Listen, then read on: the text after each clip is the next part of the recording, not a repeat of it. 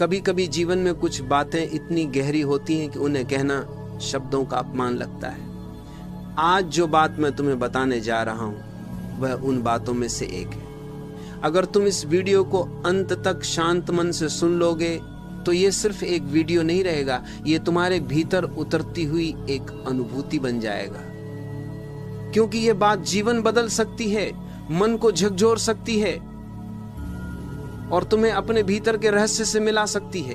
इसलिए पहले एक पल रुको, एक गहरी सांस लो और खुद से कहो, मैं अब भीतर सुनने के लिए तैयार हूं। अगर तुम्हें ऐसे गहरे विचार पसंद हैं तो इस चैनल को सब्सक्राइब कर लो, ताकि जब भी कोई नई अनुभूति जन्म ले तुम उसे सबसे पहले महसूस कर सको। और अगर ये वीडियो तुम्हारे हृदय को छू जाए तो बस कमेंट में एक शब्द लिखना, मैं सुन रहा हूं, ताकि ब्रह्मांड जाने कि तुम्हारे भीतर कुछ जाग गया है।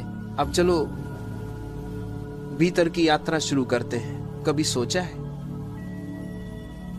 हम सबको ये आदत क्यों है कि जो भी हमारे भीतर होता है उसे किसी से कह देना चाहते हैं। कभी खुशी होती है तो किसी को बताने की बेचैनी, और कभी दुख होता है तो किसी के कंधे की तलाश।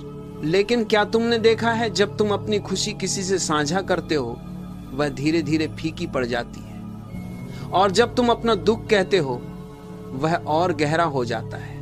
क्यों? क्योंकि शब्दों के जरिए तुम अपनी ऊर्जा बाहर बहा देते हो। हर भावना, हर विचार, हर अनुभूति एक ऊर्जा है।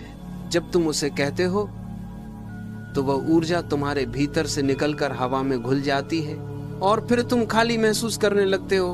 दिल की बातें हर किसी से मत कहो, क्योंकि हर कोई सुनने वाला नहीं होता।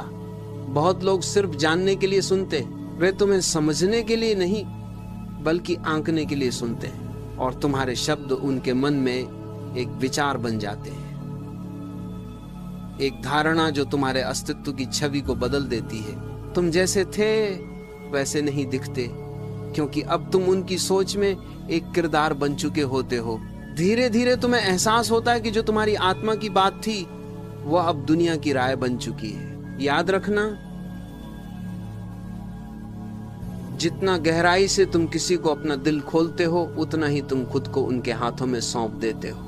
अगर सामने वाला जागरूक नहीं है, संवेदनशील नहीं है, तो वह तुम्हारी सच्चाई को बोझ समझेगा, तुम्हारी गहराई को कमजोरी। इसलिए बुद्धिमान वही है जो ये जानता है कि कौन सी बात कहनी है और कौन सी बात सिर्फ भीतर रखनी है। कभी कभी चुप रहना सबसे सुंदर उत्तर होता है।